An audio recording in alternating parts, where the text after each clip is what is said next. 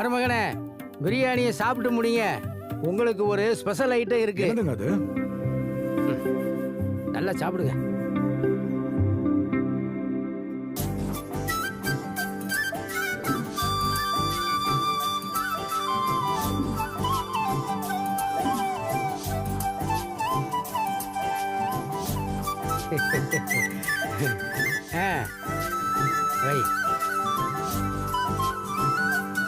கருப்பு கவுனி அரிசியும் பாசி பருப்பும் போட்டு பாயாசம் எப்படி இருக்குன்னு சாப்பிட்டு பார்த்து சொல்லுங்க.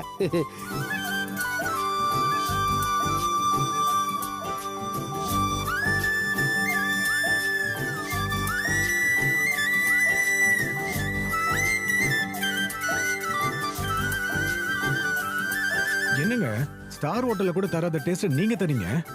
எல்லாமே பிரமாதம் போங்க, அசத்துட்டீங்க. நாங்க எங்க வயிற்றுக்காக சமைக்கல சாமி, வர்றவங்களோட வயிற்றுக்கும் அவங்களோட நாக்குக்கு தான் சமைக்கிறோம். என்ன பாசத்தை கொட்டி சமைக்கிறோம். அதனாலதான் ருசி கொஞ்சம் தூக்கலா இருக்கு. அம்புட்டுதான்.